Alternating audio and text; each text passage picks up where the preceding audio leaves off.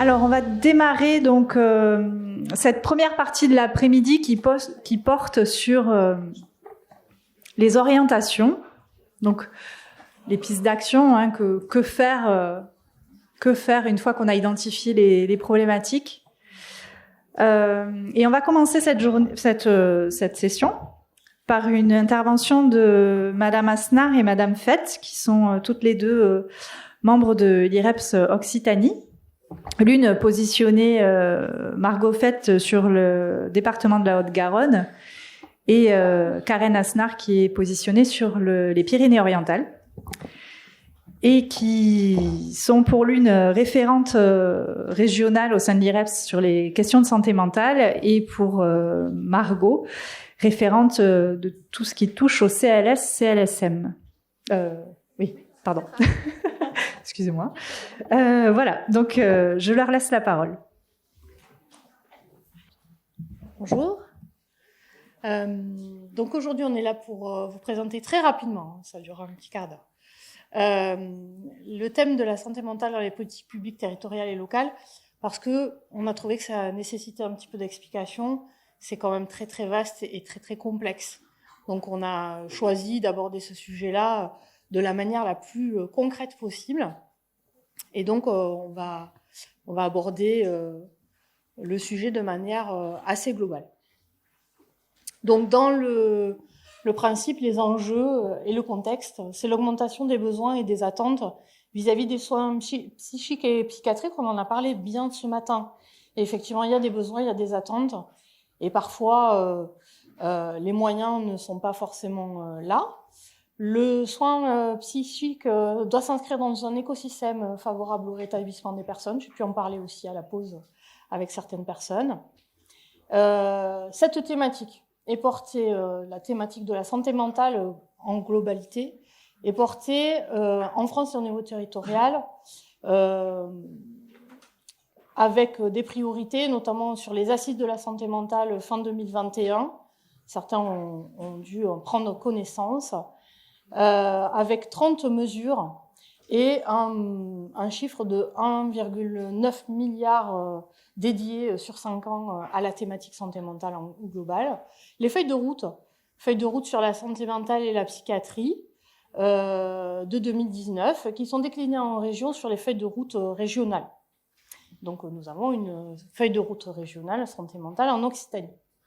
Ce qui permet de lutter contre la stigmatisation, notamment avec des actions très ciblées sur le terrain, d'appuyer les développements aussi des CLSM, dont on vous parlera tout à l'heure, et de mettre en place des projets territoriaux globaux de santé mentale. Voilà, on ne va pas aller plus loin dans les précisions, on pourra en parler plus tard. Le projet territorial de santé mentale, alors qu'est-ce que c'est ? Parce que c'est vrai qu'on en parle, on essaye de le croiser avec d'autres notions, mais on a toujours du mal à situer exactement les dispositifs les uns par rapport aux autres. Donc c'est une nouvelle organisation territoriale de santé mentale qui est élaborée et mise en œuvre à l'initiative des professionnels. Ce qui est intéressant, c'est une vision globale et non cloisonnée autant que possible du sujet de la santé mentale. Ce n'est pas que du soin, ce n'est pas que la prévention, c'est vraiment un mélange de l'ensemble des dispositifs. Et c'est bien entendu à l'échelle du département. Donc le PTSM a quand même mis en place la possibilité, a créé le contexte pour pouvoir développer les collaborations des différents niveaux d'intervention, notamment avec une véritable politique de santé mentale partagée et décloisonnée, autant que possible, et qui permet d'améliorer l'accès aux soins, au parcours de santé et aussi au parcours de vie avec tout un tas de partenaires intermédiaires sur ce parcours personnel. C'est important d'insister sur le fait que le PTSM est une démarche multipartenariale en fait. Donc c'est vraiment plusieurs niveaux d'intervention avec plusieurs types de partenaires et de collaboration. Les échanges se font au niveau du diagnostic de territoire qui est élaboré à l'initiative des professionnels et des établissements, mais qui inclut surtout des acteurs du sanitaire, mais aussi du médico-social et du social. Voilà, du logement, de l'insertion. En fait, chaque PTSM va être un petit peu spécifique par rapport à la situation territoriale. Mais c'est important aussi de penser aux représentants des usagers, ce qui n'est pas forcément systématique quand on n'est pas encore en PTSM. Donc, c'est une démarche, on va dire, favorable au fait qu'il y ait vraiment des intersections de travail en collaboration. Le diagnostic est arrêté bien sûr par les ARS, après avis des contrats locaux de santé, donc les CLS, notamment dans la partie CLSM. Et donc on a tout un tas de structures qui viennent abonder ou qui viennent donner un avis sur cette proposition de projet. On ne rentre pas dans les détails, on est d'accord. C'est déjà très complexe, on a plein d'acronymes. 100% des territoires sont couverts en région par un PTSM. Alors, concrètement, il y a 6 coordinateurs de PTSM à l'heure actuelle. Donc, vous avez les départements qui sont cités. Il y a d'autres recrutements en cours, puisqu'un coordinateur de PTSM est là pour faire vivre, en fait, ce projet, et non pas uniquement avoir un projet et attendre de voir ce qui se passe. C'est vraiment là pour animer, pour faire vivre et pour développer les projets en fonction des besoins.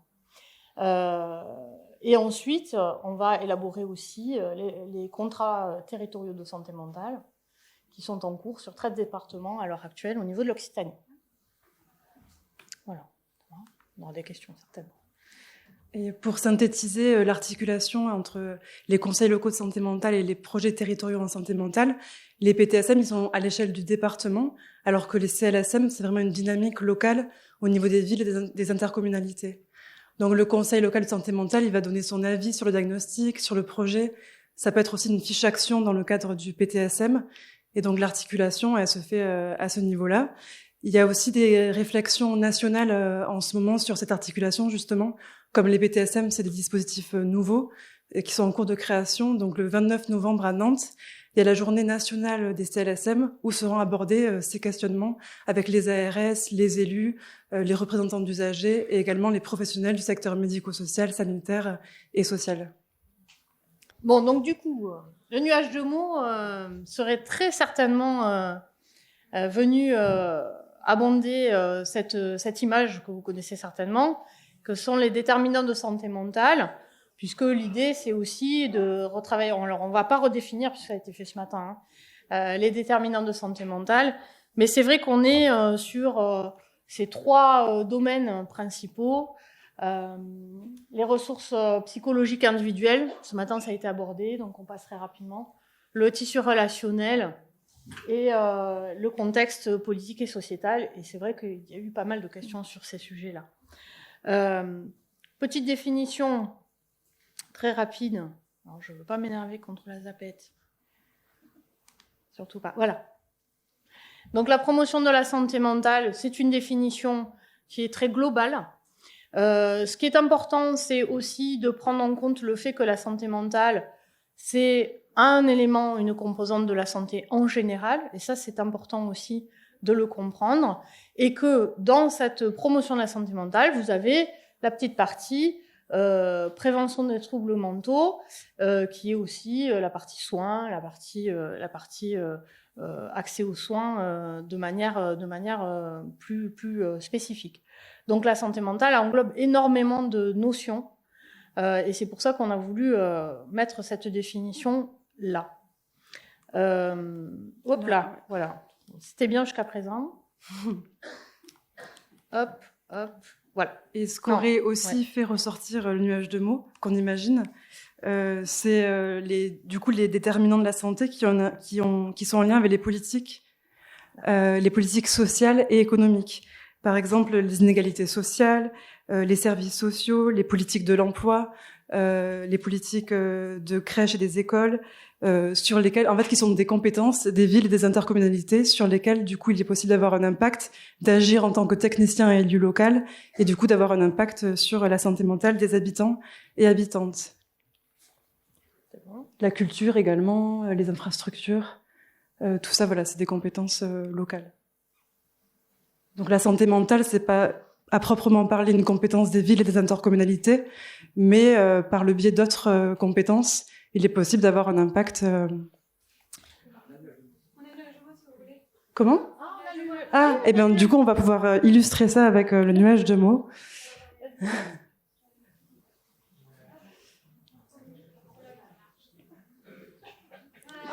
Ouais. Ah oui, il est encore plus beau que prévu. Ouais. On n'est pas déçus. Donc, très très bien. Voilà, donc encore mieux que le schéma sur les déterminants de la santé, tout apparaît. Donc l'environnement, les professionnels, les compétences psychosociales qui sont un levier fort pour agir sur la santé mentale. Par exemple, dans les crèches ou dans les écoles, ça peut être un levier pour agir sur la santé mentale des enfants et des jeunes, et donc plus tard des adolescents. L'égalité d'accès aux soins. Qu'est-ce que je vois encore qui apparaît fort ? Le logement. Magnifique, beau travail. Transport, scolarisation, entourage, tout ce qui est le lien social, qui est un déterminant de la santé mentale, comme on l'a vu. Le lien social qui apparaît une deuxième fois sous une autre forme. L'isolement. Voilà, donc on pourrait, dans un prochain travail, thématiser et arriver à faire le lien entre les différents mots, voir à quoi ils appartiennent. Donc ça, c'est un premier jet, mais qui est le soutien à la parentalité, je vois aussi. Voilà, bon très bien. Merci. Donc les communes, elles jouent un rôle majeur en faveur de la santé mentale, déjà par la proximité, parce que ça permet vraiment d'ajuster les interventions aux besoins locaux. Les élus, ils sont au plus proche des besoins et ils peuvent du coup adapter leurs actions, lutter contre les inégalités. Et la santé mentale sont un enjeu transversal. Toute décision prise par une collectivité a des conséquences sur la santé des habitants et des habitantes. Et également, le dynamisme et l'attractivité d'un territoire ont pour préalable l'état de santé, le bien-être et la qualité de vie de sa population. Donc ça, c'est un dernier argument, mais qui est tout autant important. Et du coup, j'en profite pour faire la référence aussi au Psycom qui interviendra par la suite avec leur brochure très intéressante de la santé mentale dans la cité, où on peut vraiment bien comprendre pourquoi une commune a toute sa part et toute sa marge de manœuvre en santé mentale. Donc l'intervention d'une commune, elle s'inscrit dans une dimension plus large de promotion de la santé mentale, car elle permet de mobiliser de multiples acteurs, les acteurs du sanitaire, du médico-social, de la précarité, les personnes concernées, de cibler les milieux clés, les écoles, les bailleurs sociaux, les logements, d'avoir vraiment cette vision proche du terrain, et également d'agir de manière plus forte vers les personnes les plus vulnérables. C'est ce qu'on appelle l'universalisme proportionné, d'avoir un impact et une marge de manœuvre plus forte vers les personnes les plus touchées, les plus vulnérables. En quoi les collectivités sont concernées par la santé mentale? Donc on l'a vu et vous l'avez mis, l'éducation, la petite enfance, mais également l'urbanisme. Il y avait tout ce qui était environnement dans le nuage de mots, et ça peut en effet faire écho à l'aménagement du territoire, qui a un impact positif sur la santé mentale, et on l'a vu pendant la crise sanitaire et les confinements. Les personnes qui étaient le plus proches d'espaces verts ou qui avaient accès à des jardins partagés avaient une meilleure santé mentale, et par exemple le jardinage communautaire également peut avoir des impacts positifs sur la santé mentale. C'est d'ailleurs le sujet des sismes de cette année, environnement et santé mentale. On voit vraiment ce lien très fort et qui se dégage de plus en plus au cours des années. Et également la culture et le sport, qui sont des compétences des villes et qui peuvent améliorer et agir sur le rétablissement des personnes concernés par des troubles de la santé mentale, ou même en amont agir en prévention, et également sur tout ce qui est insertion, rétablissement. Et de manière encore plus concrète et locale, ça peut se déployer via les conseils locaux de santé mentale. Le conseil local de santé mentale, c'est le volet santé mentale des contrats locaux de santé, et c'est une plateforme en fait de concertation et de coordination autour de la santé mentale d'un territoire. Il se déploie autour d'un 4 quarts. Il est présidé par l'élu local, il est coanimé par la psychiatrie publique et il intègre également les personnes concernées ou usagées et les aidants. Et il est piloté par le coordinateur du CLSM et une coanimation avec l'ARS peut être envisagée. Donc l'objectif principal, c'est vraiment de définir des politiques et des actions locales qui permettent l'amélioration de la santé mentale de la population. Les actions d'un CLSM, elles s'adressent à toutes les personnes et pas seulement les personnes concernées par un trouble psychique. On est vraiment dans cette vision large et globale de la santé mentale, même si elle vise spécifiquement les personnes et les groupes à risque. Il est centré sur la promotion de la santé mentale et la prévention des troubles et il favorise donc la résilience individuelle et les environnements de soutien. Il vise essentiellement les déterminants sociaux collectifs et il est vraiment intégré dans une démarche multipartenariale avec le champ sanitaire, médico-social, associatif et toutes les directions de la municipalité, logement, travail, culture, urbanisme. Donc les CLSM, ils ont plusieurs avantages, à la fois pour les usagers du système de santé, ça permet une meilleure prise en charge, un meilleur accès aux soins, un meilleur accompagnement, mais également pour les professionnels, parce que c'est un espace de mise en réseau et de coordination, et dans certains cas, ça peut faire émerger également des annuaires ou des fiches ressources pour que les professionnels se connaissent mieux entre eux. On en parlait ce matin, cette importance du maillage territorial et de la connaissance des professionnels entre eux. Le conseil local de santé mentale, c'est aussi un lieu pour ça.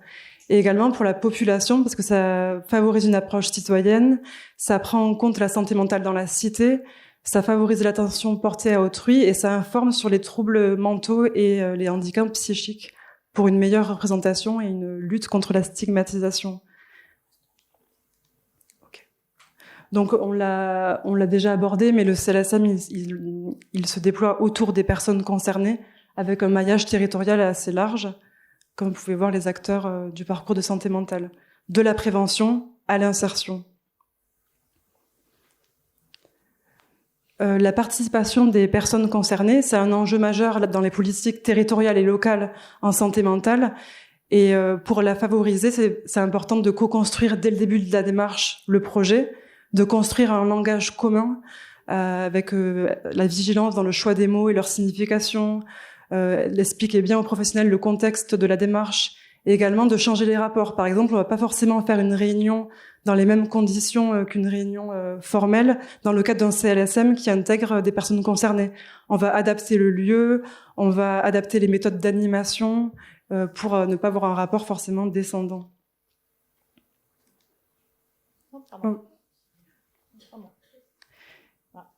Et concrètement, on voulait juste vous présenter l'exemple d'un CLSM, donc qui est le CLSM Montagne Catalane, dans le département des Pyrénées-Orientales, et vous voyez concrètement comment il peut se décliner. Donc on a le CLSM au milieu, avec à la fois des actions en prévention et promotion de la santé mentale, par exemple l'organisation des semaines d'information en santé mentale, le déploiement du programme PRODAS, qui agit sur les compétences psychosociales auprès des personnes qui vont dans l'éducation nationale travailler auprès des jeunes.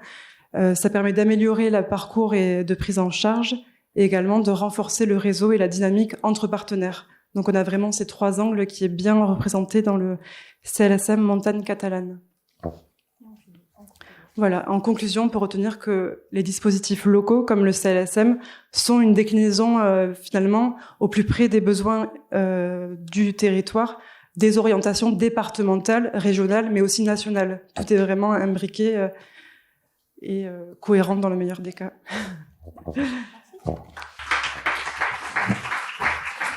Merci beaucoup. Alors, j'appelle maintenant Monsieur Rigoulot et Madame Potier qui vont nous parler donc des MDA. Oh, pardon, je suis dans le champ encore. J'y arriverai pas. Hein. C'est voilà.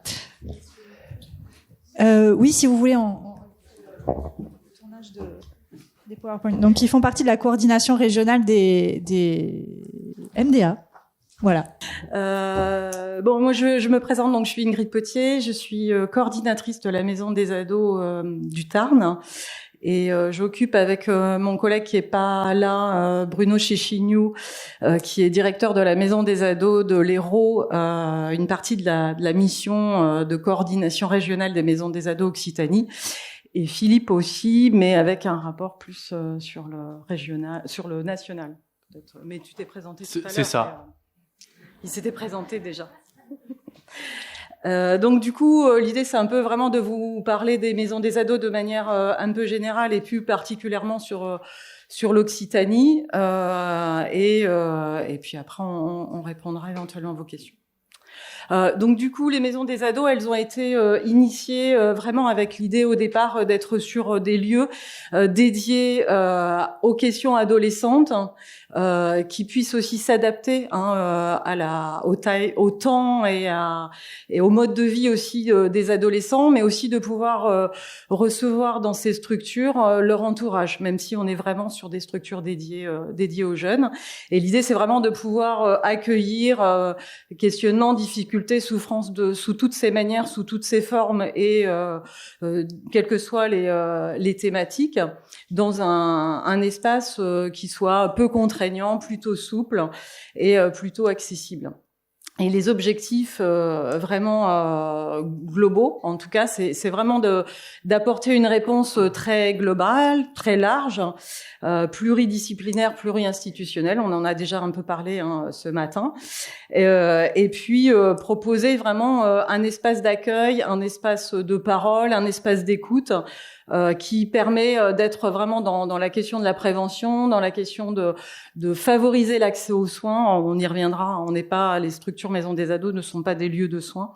Donc ça, faut qu'on le répète à chaque fois. Mais voilà, on prend soin du public qu'on accueille, mais on n'est pas un lieu de soins en tant que tel. Et voilà, avec une prise en charge, si possible, pluridisciplinaire.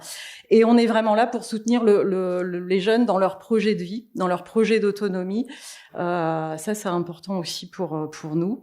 Et l'idée, c'est d'être aussi une structure qui peut, à un moment donné, favoriser la continuité, la coordination des parcours en santé, mais pas seulement, et sur des prises en charge, puisqu'on voit bien effectivement des ados qui parfois ont des ruptures, et comment on peut travailler cette question-là avec eux. Et puis l'autre point important aussi, on y reviendra, c'est un lieu ressource, les maisons des ados, pour l'ensemble des professionnels, des acteurs locaux. Et l'idée, c'est vraiment comment on travaille sur la mise en réseau de l'ensemble de ces acteurs sur un territoire. Voilà, moi vous avez vu, j'ai la partie facile, c'est une flèche. Presque 20 ans déjà, les maisons des ados, dès 2005, l'Arbre Brissier Défenseur des enfants qui lance l'idée de structurer des dispositifs de ce type-là partout en département. 2008, c'est la création de l'Association nationale des MDA, donc qui acte le fait que un certain nombre de dispositifs sont déjà créés sur le territoire national. 2008-2015, c'est la phase de déploiement, d'essaimage des MDA. Et pour ce qui concerne l'Occitanie, on arrive déjà en 2016 avec un cahier des charges national qu'on va se mettre à décliner en région à partir de 2019, même si les projets préexistent évidemment à ce cahier des charges, mais qui est une réactualisation. Et 2021, on est à 13 MDA sur le territoire. Donc du coup, les maisons des ados, c'est un réseau, donc on le voit à la fois national, un réseau régional qui vraiment depuis qui existait avant 2019, mais qui s'est vraiment construit tous ensemble avec la grande région et voilà un réseau qui s'est étoffé, puisque maintenant effectivement tous les départements d'Occitanie ont leur maison des ados, la toute dernière étant celle de la Lozère, qui nous avait déjà rejoint, mais voilà, qui en tant que telle fait partie du réseau et qui est portée par une mission locale. Sinon, on voit que beaucoup de maisons des ados sont portées par des associations, généralement des associations locales, et dont notamment, comme ici dans l'Aude ou sur le Gers, par les PEP. Et puis après, on a 2 MDA qui sont portés par des hôpitaux dans l'Ariège et dans le 65. Et puis une MDA donc dans l'Hérault qui est portée par un GCSMS. Alors là, on voit les villes, enfin par département, sauf que en fait, ce dont on se rend compte, c'est que vraiment il y a plusieurs lieux d'accueil par département. Donc soit il y a des sites principaux ou un site principal, des antennes, des permanences. En tout cas, l'idée c'est de pouvoir, si possible, multiplier quand c'est possible, en fait, des différents lieux d'accueil. Et sur la région Occitanie, ça représente à peu près une 50aine de lieux d'accueil différents pour les ados, pour les parents sur l'ensemble du territoire. Donc voilà, ça, on passe de sites principaux. Je les ai pas mis parce que sinon on comprend plus rien sur la carte. Et puis beaucoup de permanences aussi qui sont délocalisées pour aller vers les jeunes. Alors, les MDA, c'est avant tout une culture du travail de réseau. On a essayé de résumer ça en 4 mots. Le premier, c'est communauté. Donc, c'est l'idée d'une communauté de professionnels qui travaillent en maison des adolescents, qui petit à petit commencent à partager une culture commune. On a une association nationale, on a des journées nationales qui se tiennent et qui nous permettent régulièrement de confronter nos pratiques et d'essayer de comprendre ensemble, au fur et à mesure qu'on conduit l'action voilà, ce qu'on est en train de faire. En fait, c'est quelque chose qui se remet sur le métier régulièrement. Pluralité, ce qu'a illustré tout à l'heure Ingrid, l'idée que la nature du portage juridique des dispositifs, elle est variable. C'était dans le cahier des charges l'intention du ministère de laisser les acteurs aussi se saisir de cette question de l'adolescence et de voir comment, dans les territoires, les différents partenaires allaient pouvoir s'en saisir sans qu'il y ait de préséance pensée au départ. Agilité dans le sens où voilà, ces missions de CMDA sont partagées par tout un ensemble d'acteurs et de partenaires qui passent beaucoup de temps à s'ajuster et à se réinventer. On est sur des dispositifs assez plastiques qui sont très sensibles aux évolutions sociétales et à ce que nous donnent à voir les adolescents. Donc les équipes d'MDA sont très impactées au quotidien par ce que viennent y rapporter les adolescents ou les professionnels et les parents qui les accompagnent. Et elles ont le souci de s'ajuster dans leur offre au quotidien à partir de cette agilité. Et collégialité, c'est un mot fondamental pour nous, dans le sens où le cœur de projet des maisons des adolescents, c'est la question de la pluridisciplinarité, de pluri-institutionnalité. Pour le figurer, une maison des ados, vous avez une grande salle de réunion, une grande salle d'équipe dans laquelle vous avez des professionnels qui sont recrutés directement par la structure porteuse et puis des professionnels qui sont mis à disposition par des institutions partenaires. Donc, on y retrouve dans ces configurations d'équipe des professionnels qui sont issus de cultures professionnelles différentes. Ce sont des médecins, des éducateurs, des psychologues, assistants sociaux, avocats, assistants sociaux, etc., infirmiers, et qui représentent aussi des cultures institutionnelles différentes, puisque ce sont des professionnels détachés par les centres hospitaliers, la PJJ, le Conseil départemental de protection de l'enfance, la DICTO, etc., etc. L'enjeu pour nous de cette pluridisciplinarité, de cette pluri-institutionnalité, il est multiple. Il y a un premier enjeu autour de comment on crée les conditions dans un lieu pour qu'un adolescent s'autorise à rentrer en lien avec un professionnel.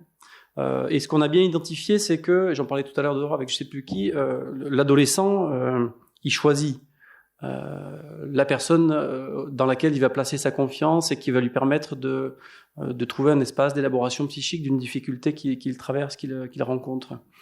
Et donc, plus on multiplie les clés d'entrée, les possibilités d'entrée dans un même espace, et plus on facilite la possibilité qu'un adolescent choisisse l'entrée qui est la plus confortable, et combien on a d'équipes qui nous rapportent toujours, voilà, un jeune qui vient sur une difficulté scolaire, et puisqu'on travaille au final, c'est tout à fait autre chose. Donc il y a ce premier enjeu d'accessibilité dans la pluridisciplinarité. Il y a un deuxième enjeu autour à la faveur d'un accueil et d'une prise en compte dans la file active, staff clinique, réunion d'équipe, et on s'est rendu compte là aussi qu'on était quand même plus intelligent à plusieurs que tout seul. Donc on a, à partir d'une situation clinique, des éclairages multiples de professionnels qui viennent chacun apporter sa lecture de la situation et de ce qui fait nécessité dans l'accompagnement de cette situation, ce qui peut faire aussi priorité. Et le troisième enjeu qui est intéressant sur cette pluridisciplinarité, c'est la pluri-institutionnalité. C'est-à-dire que, à partir de ce staff clinique, peut se dessiner un parcours d'accompagnement d'un adolescent qui va mobiliser différentes compétences à différents moments. Et l'ensemble de ces compétences, elles sont déjà au sein de cette maison des adolescents. Donc, quand il va falloir articuler un parcours dans lequel on va à la fois imaginer un temps d'hospitalisation, mais un espace aussi de parole pour du soutien à la parentalité, mais aussi un séjour de rupture parce qu'on a un enfant dans un environnement toxique dont il faut sortir, etc., etc. Toute la structure de ce parcours, elle peut se réfléchir et se construire à partir du staff de la maison des adolescents. Et un adolescent, il se trouve sécurisé dans cet environnement assez contenant par le fait que notamment il a la possibilité de retrouver celui ou celle qui a été son premier interlocuteur en première intention dans l'institution qui va faire cet accompagnement à moyen terme. Typiquement, un adolescent de 13 ans pour qui on va construire un parcours d'accompagnement en pédopsychiatrie. Bon, à la fin de l'entretien, on remet pas une carte de visite de l'hôpital du coin en disant t'as qu'à téléphoner et puis ça prendra 1 an et demi. C'est comment la même personne, l'infirmier du service de pédopsychiatrie que je trouve à la MDA, je vais le retrouver au sein de l'hôpital et on va comme ça accompagner, sécuriser, soutenir la démarche d'accompagnement vers le soin de cet adolescent. Donc voilà un peu l'ambition de cette pluridisciplinarité, de cette pluri-institutionnalité. C'est un accès le plus large possible, une réflexion partagée sur la dimension clinique de ce qui est accompagné, et ensuite la sécurisation du parcours parce que l'ensemble des acteurs qui gèrent le parcours de cet adolescent, ils sont peu ou prou présents au sein de cette MDA. Alors, pour continuer sur ce que développait Philippe, effectivement, ce qui est intéressant dans les maisons des ados, c'est la mise à disposition d'un certain nombre de professionnels qui travaillent pour différentes institutions. Donc bon, là, on a des compétences des acteurs institutionnels, mais c'est pas exhaustif.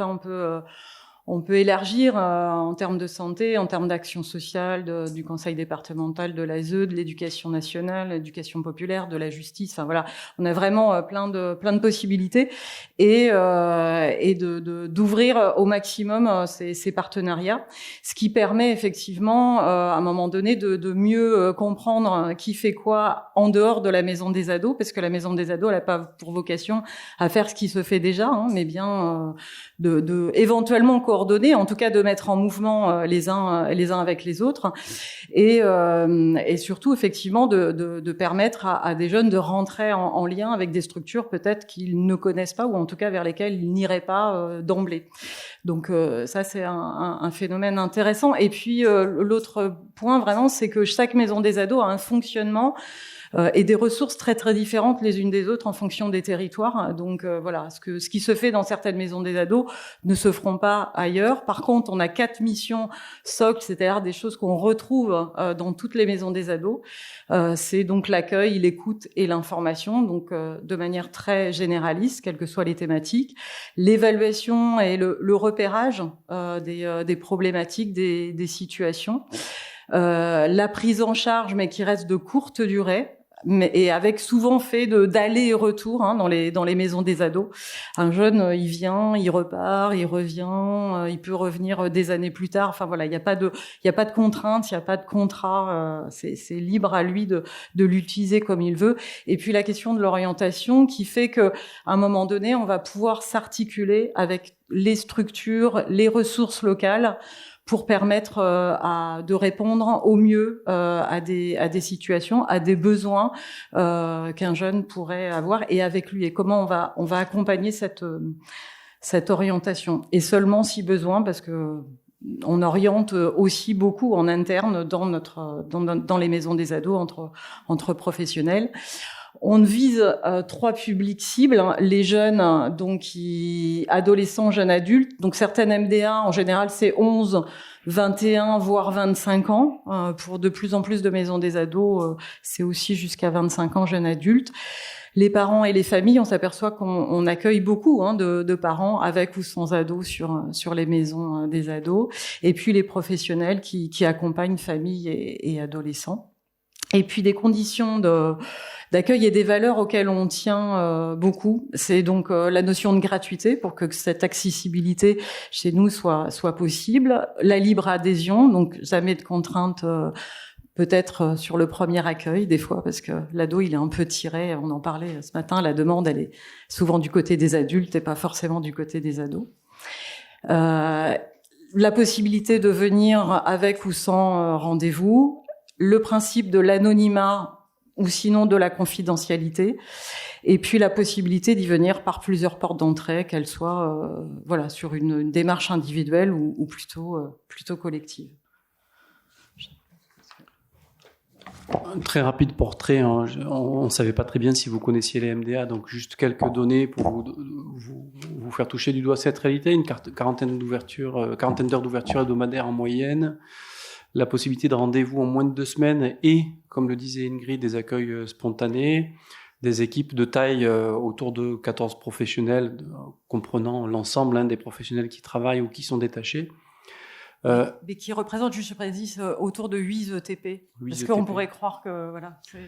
Oui, parfois les personnels détachés, ils viennent très peu de temps. Ça peut être une demi-journée par semaine. Ce qui est important pour nous, c'est qu'à chaque fois qu'on intègre un partenaire complémentaire dans l'équipe de la MDA, c'est une culture professionnelle et une culture institutionnelle qui rejoint cette équipe-là, avec tous les bénéfices que j'expliquais tout à l'heure. J'en profite pour rebondir sur l'intervention de l'infirmière scolaire qui parlait tout à l'heure, je ne sais pas où elle se trouve, mais simplement pour dire, moi je rêve du moment où on aura un personnel de l'éducation nationale détaché dans une MDA, pas pour faire de l'accueil ou du premier accueil ou de la prise en charge, mais plutôt un personnel qui permettrait de faire le lien avec l'établissement scolaire, avec les établissements scolaires, parce que ça reste une institution qui est énorme et compliquée. Et quand on a des professionnels qui doivent ensuite se retourner vers l'institution scolaire pour faire un retour, pour se dire où est l'infirmière scolaire, parce que ce sont des professionnels qui sont très sollicités, donc qui sont sur du multisite aussi, comme les assistantes sociales. Est-ce qu'il va falloir construire un aménagement de la scolarité du jeune, etc., etc. Avoir en interne quelqu'un qui connaît les arcanes, qui connaît les interlocuteurs, qui sait embarquer cette culture-là, pour nous, ça serait très précieux. Voilà, l'appel est lancé. Voilà, un peu moins de 9000 jeunes, des adresseurs, donc beaucoup l'éducation nationale, beaucoup des professionnels de santé, notamment le secteur de pédopsychiatrie aussi. Et puis l'entourage. Une fois que la MDA est installée, assez rapidement, on a des jeunes qui sont venus une première, une deuxième fois, qui n'hésitent pas à orienter leurs copains. Les motifs principaux, voilà, santé psy, santé mentale, la vie scolaire, et puis les conflits intrafamiliaux. Et voyez la place qu'occupent les mises à disposition dans les MDA. 100% des MDA ont du personnel détaché dans leur fonctionnement d'équipe, ce qui est vraiment le cœur du projet. Pour aller vite, effectivement, notre projet global, il se construit avec les partenaires et avec l'équipe. Et donc, notre activité principale dans les maisons des ados, c'est l'accompagnement individualisé au cas par cas. On est vraiment sur quelque chose qui est pas forcément protocolaire. En tout cas, on essaye de s'adapter, d'être souple, comme le disait Philippe, à ce que le jeune nous amène, à travailler aussi sur l'élaboration des demandes, parce que parfois ils viennent sans demande. Donc, comment on prend en compte cette question-là, et puis comment on peut travailler aussi avec l'entourage et la famille. Donc, il peut y avoir des entretiens familiaux, ou alors des fois des entretiens, un professionnel avec un jeune et un autre professionnel avec la famille, pour séparer ces espaces et permettre à chacun de pouvoir parler, être écouté à sa place, et pas forcément ensemble à ce moment-là au niveau de l'adolescence. On peut aussi être sur des actions collectives qui peuvent prendre vraiment différentes formes. Ça peut être des ateliers, des groupes de parole, ça peut être aussi des interventions, notamment dans les établissements scolaires, beaucoup sur des différentes thématiques. Et puis on a vraiment une mission aussi vraiment d'appui auprès des professionnels qui peuvent nous solliciter, ou vers qui on peut aller, soit sur un accompagnement, mais aussi sur des thématiques, des problématiques qu'on peut penser aussi ensemble, sur des analyses de situation. Enfin voilà, plein de choses sont possibles, sur la formation, sur des rencontres, de l'animation territoriale. Enfin voilà, ça peut être très très large, et du coup, à chaque fois, c'est ce qu'on dit, il faut pas hésiter à nous solliciter, vous, professionnels, et c'est pas simplement ouvert que au public, aux jeunes et aux parents, c'est aussi, on travaille aussi avec vous. On est là aussi pour vous. Et peut-être dernière toute dernière. Dernière slide, je sais pas combien de temps il nous reste. 1 minute, Super. Les enjeux qui viennent, c'est d'ensemble, en tout cas de notre place de MDA, participer à la définition un peu de la stratégie locale de santé des jeunes dans les différentes instances qui ont été citées tout à l'heure. Renforcer le maillage face à la désinstitutionnalisation. On voit bien qu'on est de plus en plus en appui sur le libéral, de plus en plus avec des dispositifs ambulatoires. Et là où avant les murs des institutions faisaient contenance, il y a une réflexion à construire sur la manière dont, au contraire, le tissu partenarial, le réseau partenarial, quelqu'un parlait de maillage tout à l'heure, je crois que c'est très vrai, cette question du maillage, qui peut faire cette contenance-là, qui peut réaliser cette contenance-là. Donc l'intention des maisons des adolescents, c'est d'être de plus en plus en lien avec les professionnels des territoires pour construire, tisser ce maillage fin qui a en tant que tel une fonction soignante. C'est-à-dire comment chacun, depuis sa place, doit pouvoir être en capacité d'investir une fonction soignante sans nécessairement être médecin. Je crois qu'il y a une avancée collective à construire. Les ressources manquent, on l'a vu tout à l'heure. La symptomatologie s'aggrave, on l'a vu aussi tout à l'heure. Et comment on fait face ? Je crois qu'il faut se rassembler. Il faut faire du collectif et prendre appui les uns sur les autres. Peut-être que ce qu'on peut travailler aussi, c'est à soutenir et renforcer les compétences parentales, comme les premiers acteurs du soin. C'est vrai qu'on reçoit beaucoup, en gros, c'est quasiment un tiers de la file active des MDA qui est concernée par des parents d'adolescents qui viennent en première intention exposer leurs difficultés. Il faut qu'on puisse les outiller, travailler avec eux, les soutenir dans ces fonctions parentales. Évidemment, développer les actions de prévention, on en a parlé tout à l'heure, et puis le PSSM, et puis la pérédance, parce que ce sont des discours performatifs, ceux qui sont tenus de jeunes en direction d'autres jeunes. Et effectivement, cette capacité à se déplacer sur les territoires, on a beaucoup de ruralité, encore en Occitanie, des territoires montagneux, des territoires de campagne.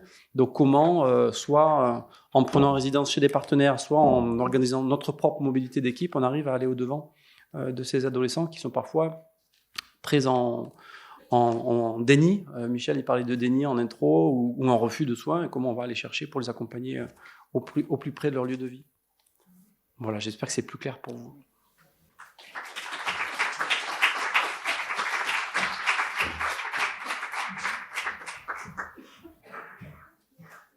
Merci beaucoup.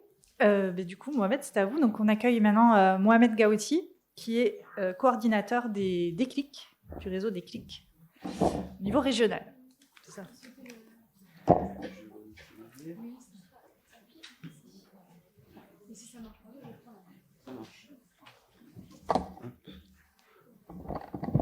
Bonjour à toutes et à tous. Alors, moi, je vais parler des déclics, des dispositifs de clinique indirecte concertée, qui sont les anciens réseaux de soins.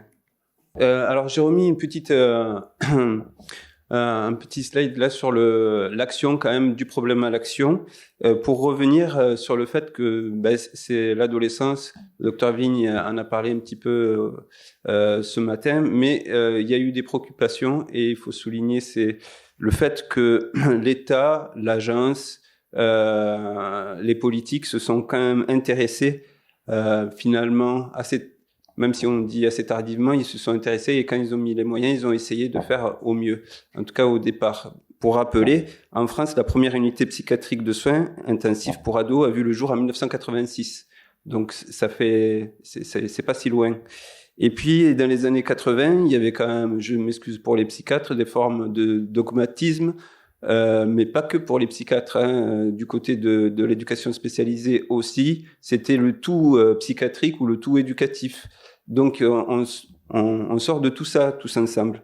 Et donc je voulais saluer quand même l'engagement de tous ces professionnels et en particulier des professionnels tels que évidemment le docteur Vigne, mais aussi le professeur Reynaud, le docteur Abadi et d'autres qui ont participé dès 1999 en partant du constat du manque de moyens et d'articulation, en tout cas sur la Haute-Garonne, par rapport aux adolescents qui présentaient des troubles psychopathologiques, le fait de mettre en place un groupe de travail pluridisciplinaire et pluri-institutionnel. Donc, se sont mis autour de la table et une vingtaine de participants se sont réunis et ont mis en place une instance RAP clinique qui continue aujourd'hui, qui se donnait comme objectif d'améliorer la connaissance réciproque des différents partenaires et de favoriser leur échange, leur élaboration en commun et la circulation d'informations et d'idées, ce qu'on fait un peu aussi aujourd'hui.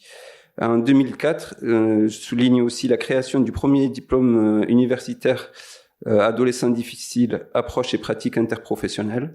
Donc ça, c'était dès 2004. Alors, je vais rentrer directement dans le vif du sujet en parlant des ados. Alors ça, je vais vite passer parce que en termes de données, on a eu vraiment de manière très précise et fine ce matin. Et je ne vais pas avoir l'outrecuidance de reprendre ce qui a été dit. Et donc je vais passer assez rapidement.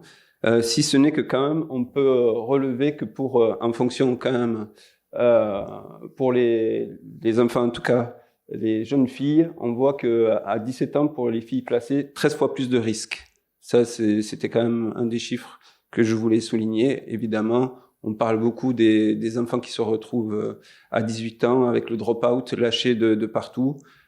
Comme disent certains, on ne se verrait pas avec nos propres enfants à 18 ans à dire « Bon, allez, tu te débrouilles, à toi l'avenir, tu prends ton appartement, ton autonomie, et puis on verra. » Donc, les jeunes en difficulté multiples. Donc, pour situer, par exemple, par rapport au MDA et à d'autres dispositifs, parce qu'on est beaucoup sur l'idée de la multiplication de millefeuilles, de dispositifs, etc. Les déclics, c'est vraiment spécifique dans la pyramide de Kaiser. Je vous invite à regarder sur Internet, c'est assez rapide. C'est vraiment le niveau le plus élevé au niveau de l'intensité et au niveau de la durée pour les jeunes qui sont en souffrance. Donc, de qui on parle? On parle d'adolescents à difficultés multiples, on les a qualifiés d'incasables, d'inclassables, de patates chaudes parce qu'on se les repassait les uns les autres. Je fais attention au temps. Mais avant tout, ce sont des adolescents, très souvent, un peu comme des sismographes, très sensitifs et ressentent beaucoup plus justement le lien ou le manque de lien qu'ils ont pu avoir. Et ce sont des enfants qui ont eu souvent, en tout cas, très précocement, été exposés à des formes d'agression, de carence, et qui entretiennent une forme de destructivité intrinsèque. Accéder à leur monde interne est difficile. Alors souvent on dit, il faut aller voir le psychiatre. Mais déjà ils sont phobiques du soin, donc aller voir le psychiatre c'est pas si simple. Donc il y a un préalable au soin, un prendre soin et le soin. Et on s'inscrit tous ensemble sur ce triptyque-là, pardon. Donc la violence fondamentale, elle existe chez tous les enfants, mais souvent les parents classiquement font un peu dalle de résilience et s'occupent de faire en sorte que ça puisse passer. Mais pour d'autres, ça ne passe pas et ils continuent à être exposés. Et comme dirait Rémi Puello, il appelle ça les abusés narcissiques. Et pareil, je vous invite à lire ou à aller sur le site du RAP. On a de la bibliographie.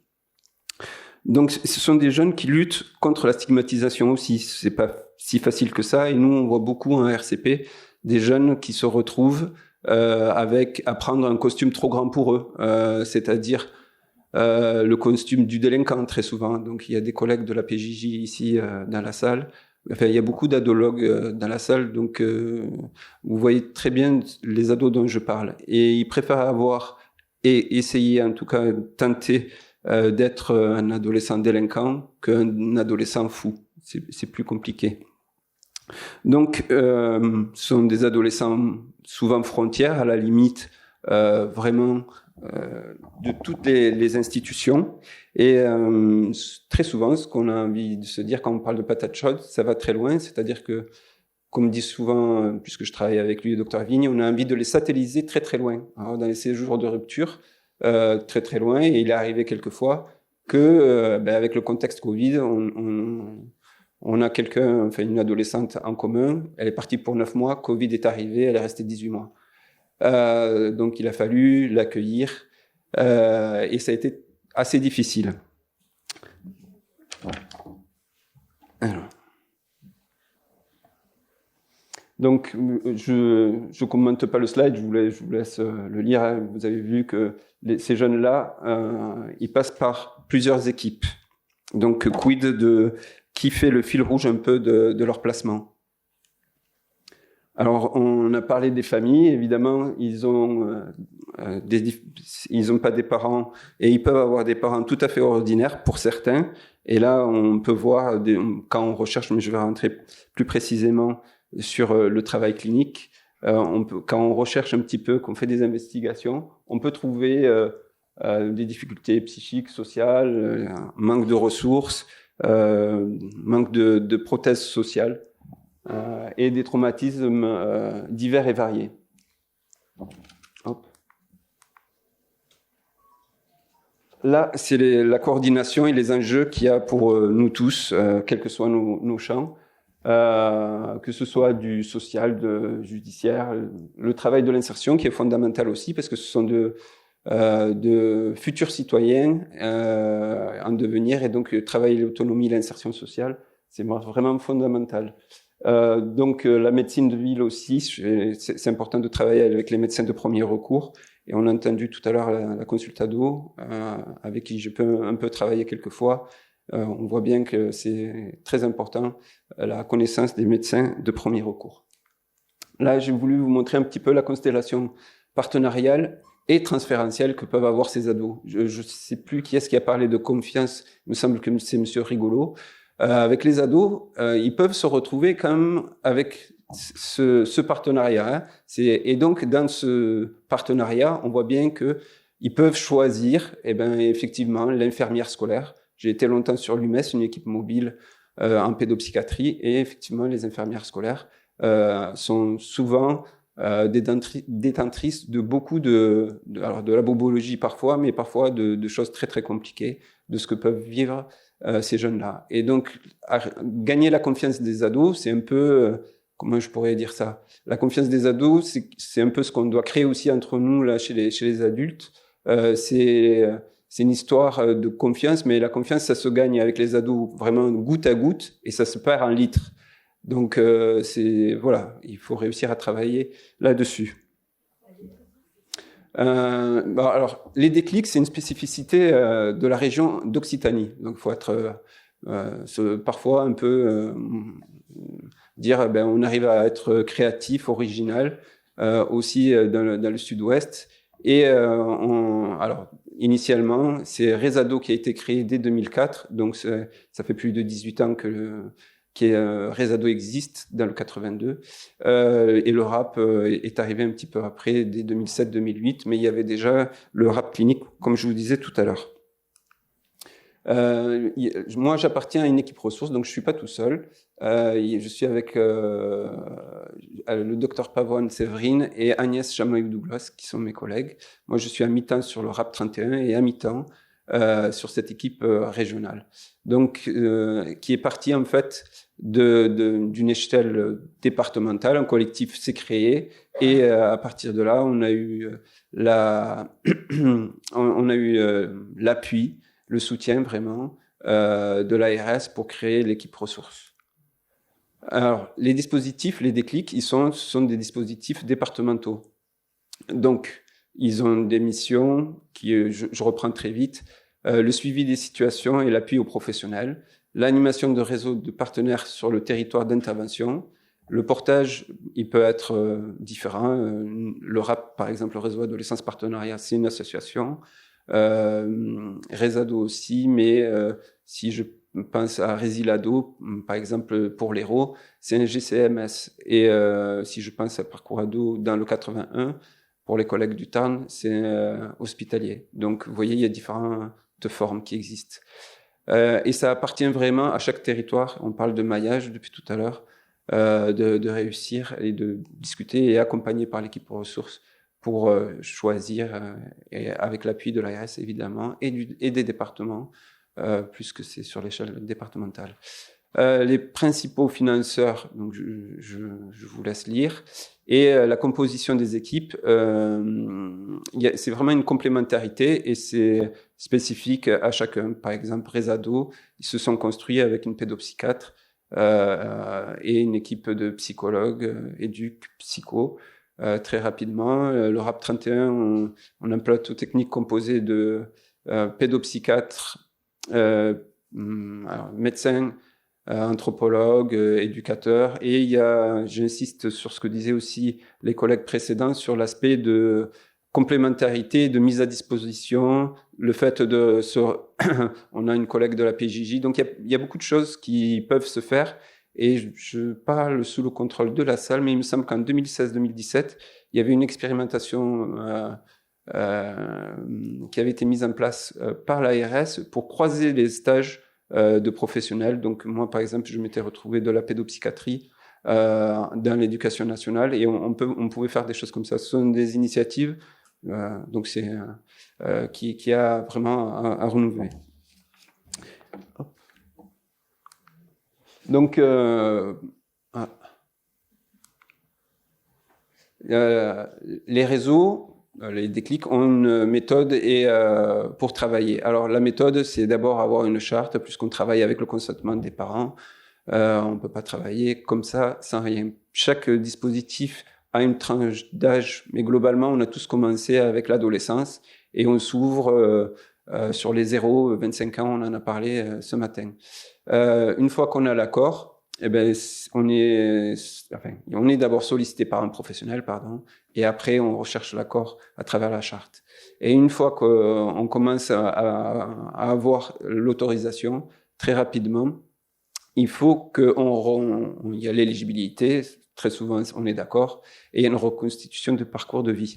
Dans la reconstitution du parcours de vie, c'est vraiment un travail parfois dans la recherche biographique d'archéologue. Vraiment, on va chercher très très loin. On peut aller chercher dans les témoignages dans la petite enfance, alors que ce soit de périnatalité, maternelle, crèche, école élémentaire, primaire, et après collège évidemment. Donc ça demande à la composition des déclics de faire le tour de tous les partenaires et de faire des conventions, ou pas, ou d'en avoir au moins oralement. Et donc on en a une aussi avec le tribunal, avec les juges pour enfants, les 8 juges pour enfants, en tout cas en ce qui concerne le RAP, pour pouvoir accéder au dossier. Et dans les dossiers, vous savez, c'est les greffières, quand elles vous voient arriver, bonjour monsieur Gauti, oui, alors c'est pour un tel jeune, et ils arrivent avec des dossiers vraiment bien épais, et on vous dit, attendez, je reviens avec l'autre dossier, vous êtes sûr que vous avez la journée pour tout lire?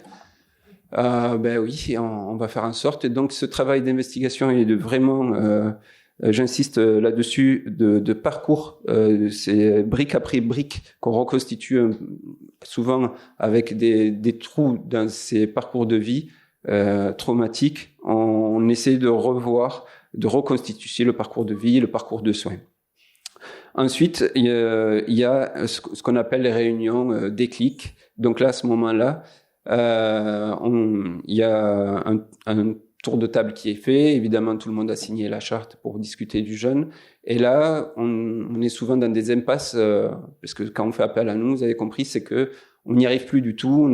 On peut plus mobiliser du monde, et parfois on peut plus même garder le jeune, et où il est soit aux urgences, soit au CDEF, soit à la rue. Et on se pose des questions, comment est-ce qu'on pourrait penser à nouveau l'impensé. Donc là, ce qu'on essaie de faire, c'est de repartir du récit, du récit du jeune, de la narrativité, pour remettre de la pensée autour. Donc s'oxygéner, et à ce moment-là, et on relit les parcours, on revoit la répétition à travers l'aide de nos pédopsychiatres et de l'aide, j'insiste, chacun depuis sa place, la clinique éducative, la clinique infirmière, mais aussi l'assistante familiale qui travaille, qui a beaucoup de temps avec le jeune et qui a des temps privilégiés. Et comme je disais, ça nous permet d'avoir une représentation du jeune plus précise, plus fine, mais aussi ça nous permet de comprendre en fait autour de la table, puisque tout le monde est convié au niveau des professionnels, que ce soit ceux qui ont connu le jeune avant, pendant, et parfois on invite ceux à qui on pense plus tard. Et autour, on se dit, on commence à discuter et on se dit, mais moi, en fait, je connais bien mes compétences techniques, mais je connaissais pas bien les compétences techniques, par exemple, du CMP ou de la consultado, en se disant, c'est pour la consultado, en fait. Tout ce qu'on se dit, c'est pour la consultado. Non, en fait, je vois Marine sourire. Non, c'est un peu plus compliqué qu'il y paraît. Et si la clinique du jeune est là et partagée, et les professionnels autour, ils peuvent dire eux aussi leurs limites, et donc ça évite des malentendus, des points de crispation, parce que ce sont des jeunes qui amènent à beaucoup de tensions. Et qui, évidemment, nous amènent à se poser la question de notre propre disponibilité psychique pour accueillir toute cette souffrance. Parce que c'est pas si simple qu'il y paraît. Hop. Là, c'est simplement pour notre fil actif. Comme on est 6 réseaux, enfin 6 déclics, pardon, j'ai encore de mauvais réflexes. 6 déclics, c'était pour vous donner un petit peu la file active, et puis vous pouvez voir au niveau de la protection de l'enfance sur chaque département l'importance pour le parcours du handicap, etc., les mesures pénales. Je vous laisse lire et on pourra vous faire passer de toute façon le PowerPoint. Alors, les effets pour les jeunes, évidemment, c'est qu'on garantit une continuité de parcours. On sort un petit peu de la prise en charge purement soin, purement éducatif, comme je disais tout à l'heure. Pour les professionnels, c'est un moment aussi de traduction, parce que parfois, les psychiatres, la justice, au niveau de la PJJ, enfin chacun, les éducateurs, on a chacun notre champ lexical et on a l'habitude d'essayer de traduire chacun depuis sa place. Parce que c'est pas si simple qu'il y paraît la psychopathologie de ces jeunes-là. Et chacun a à en dire quelque chose. Donc ça permet aussi le fait de mieux se connaître, ça permet de monter en compétence, d'avoir accès aussi à de la ressource. Je sais pas si vous connaissez tout ce qui est RNV, c'est la résistance non violente.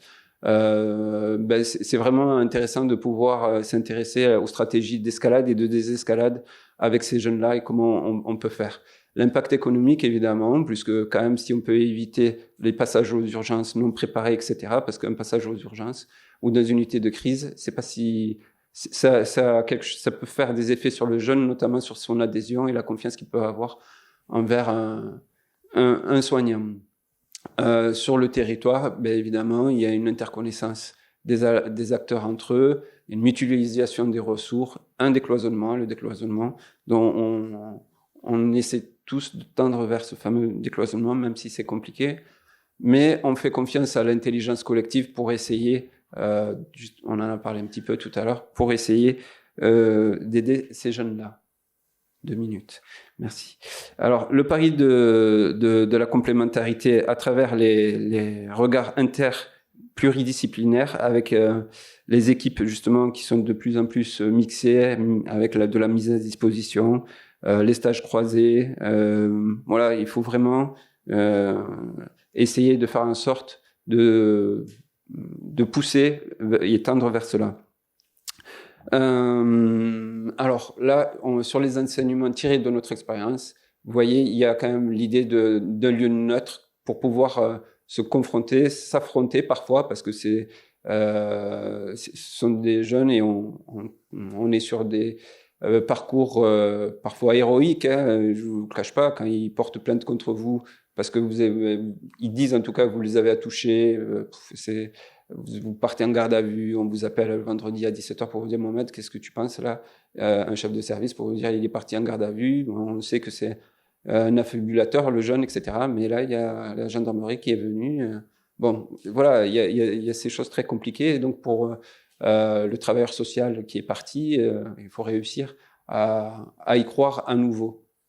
Donc, un lieu neutre, ça permet de pouvoir discuter de manière assez apaisée, de se dire on n'est pas sur de l'opérationnalité. Là, c'est vraiment de la clinique, on discute du jeune dans sa construction de sujets et de sujets à venir. Voilà, alors je vous ai laissé les enseignements tirés de notre expérience. J'aime pas trop lire les PowerPoint ou faire celui qui le lit, c'est pas très intéressant. Je vous laisse voir ça et on verra pour la suite pour les questions.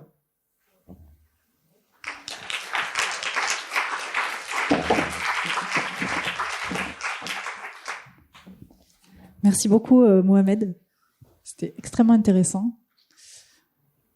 Donc, on va passer à notre prochain intervenant, mais qui est du coup en distanciel.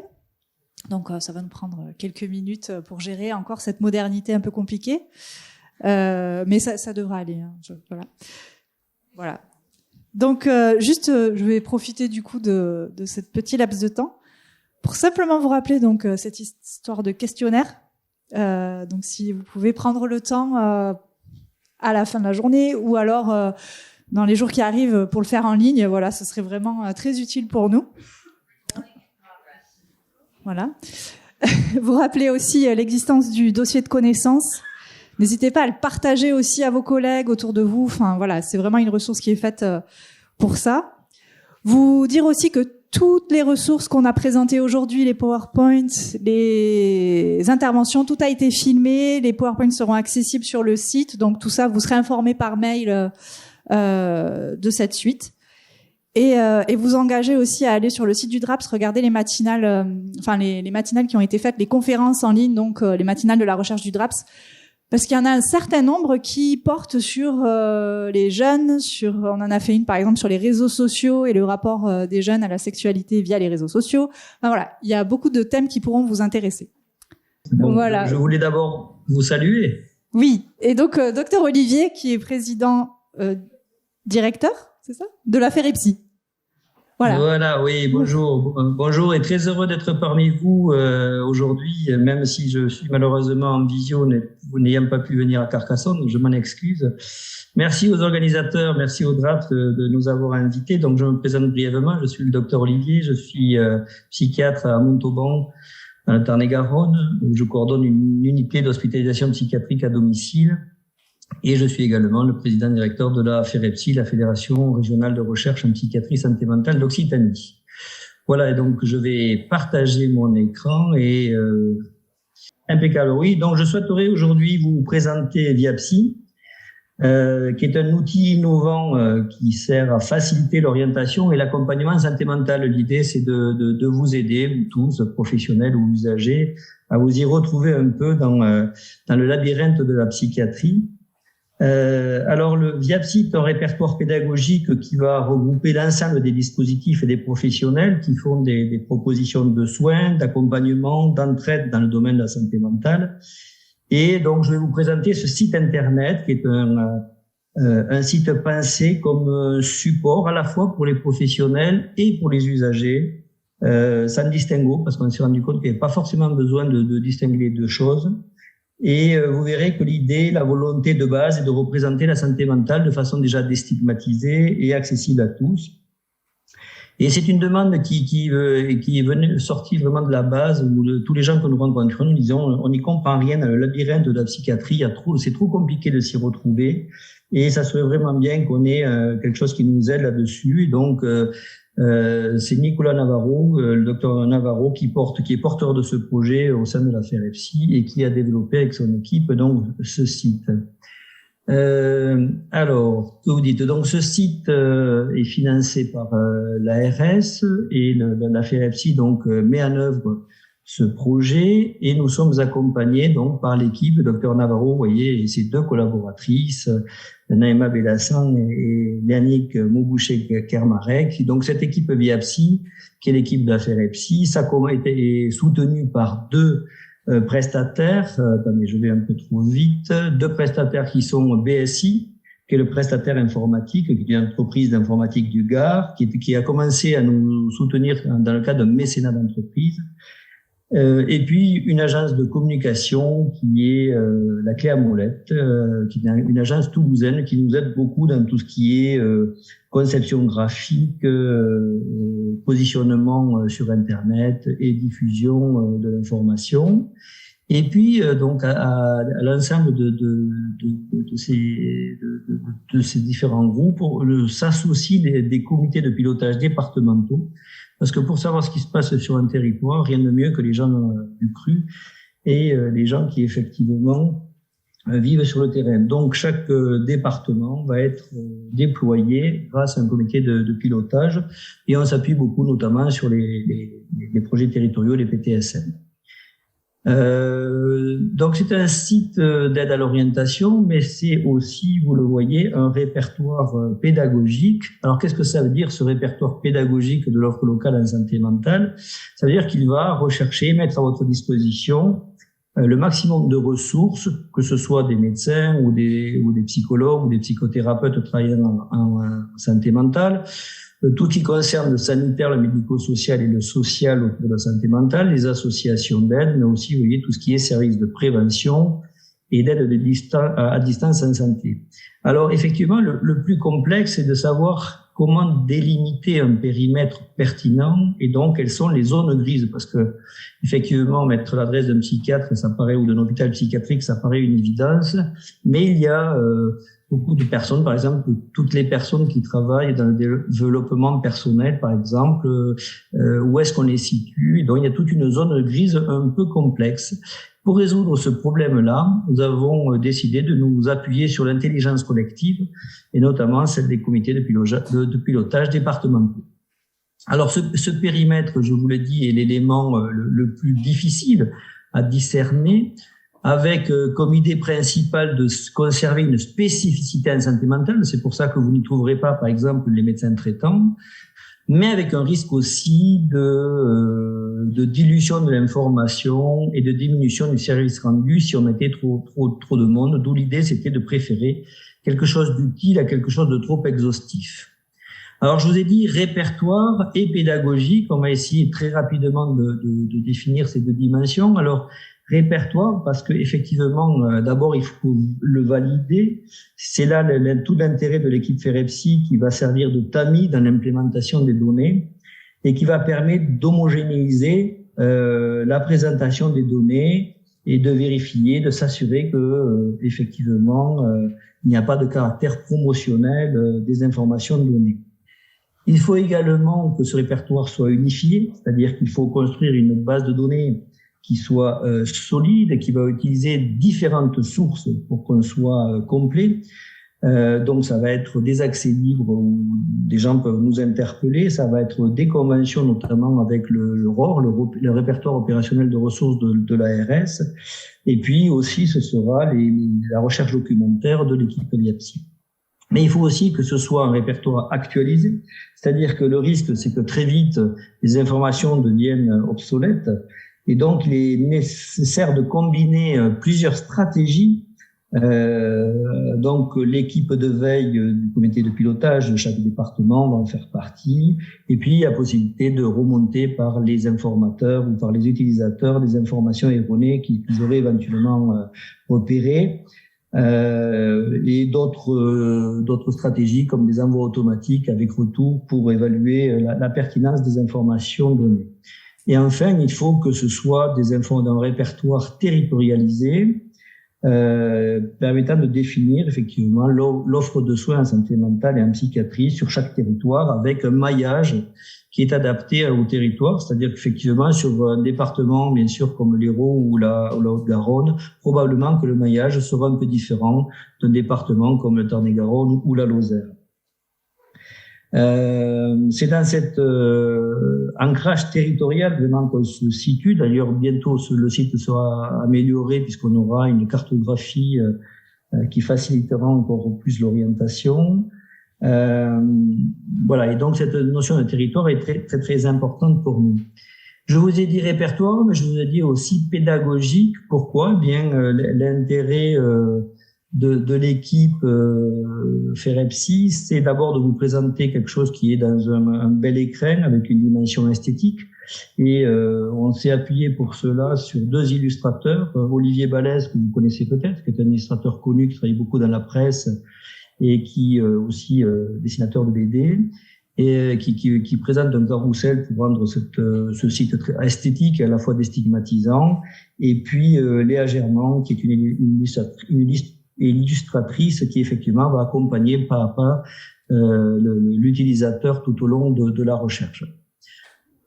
Voilà, donc là c'est le moment le plus périlleux pour moi puisque je vais essayer de basculer sur le site lui-même pour essayer de vous le montrer dès que ça sera. Alors évidemment, il faut que je ferme ça, voilà, je sais pas. Est-ce que vous le voyez à l'écran? Donc, vous voyez le site. Voilà, le site est donc assez simple. Vous voyez avec un accueil, des recherches qui peuvent être soit par critères, soit en recherche d'idées. Il va y avoir la possibilité de s'intéresser aussi à ce qu'on a appelé bon à savoir, c'est-à-dire qu'est-ce que c'est que la santé mentale, la psychiatrie, donner aussi des définitions où vous orientez sur qu'est-ce que c'est qu'un psychiatre, un psychologue, un psychothérapeute, vous orientez pour ceux qui cherchent une urgence très rapidement vers les sites d'urgence, et puis vous voyez par exemple tout un tas d'ICO qui vont vous donner toutes les définitions des dispositifs, de tout ce qui existe en psychiatrie.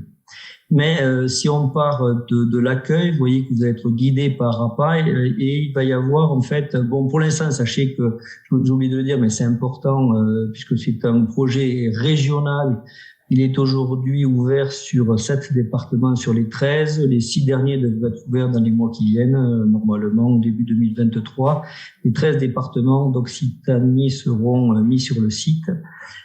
Sachez également qu'il y a un projet national. Aujourd'hui, nous sommes en discussion avec le ministère et la DGOS pour que ce site soit nationalisé et puisse être déployé sur l'ensemble du territoire national. Mais on n'en est pas encore là. Donc, vous voyez, vous pouvez partir soit sur des recherches par critères, soit sur des recherches guidées.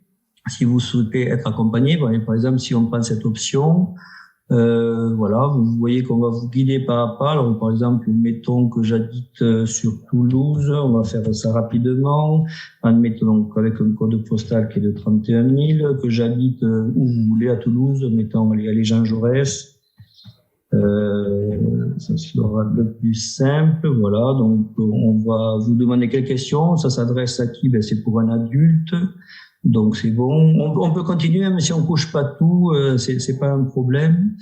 Là, je sais pas ce qu'il faut sélectionner parce que j'ai des images qui me gênent. Voilà. Donc là, on me demande de sélectionner. Voilà, vous voyez, on peut choisir si c'est des publics spécifiques. Est-ce que c'est une aide aux agriculteurs? Est-ce que c'est des aidants ou l'entourage de personnes en difficulté? Par exemple, admettons que j'ai un enfant qui me pose problème, donc je vais plutôt cocher ça. Mettons que c'est un enfant qui aurait 21 ans, qui me préoccupe, que je souhaite soit une ligne d'écoute, on peut mettre ça, de l'écoute et du soutien, et puis je suis dans une situation de crise et je voudrais savoir effectivement où aller.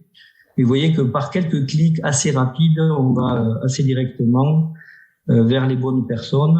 Donc c'est au hasard que j'ai mis. Donc vous voyez là, vous allez avoir le listing des différentes écoutes ou numéros de téléphone si vous avez besoin d'être accompagné, enfant, etc.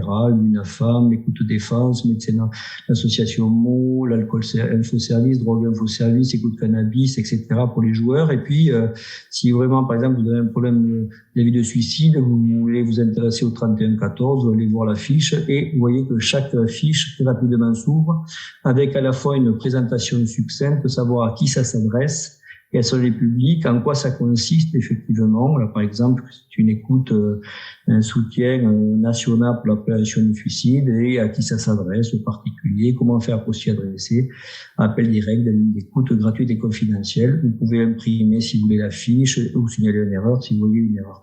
Et vous voyez qu'on peut comme ça très facilement aller d'une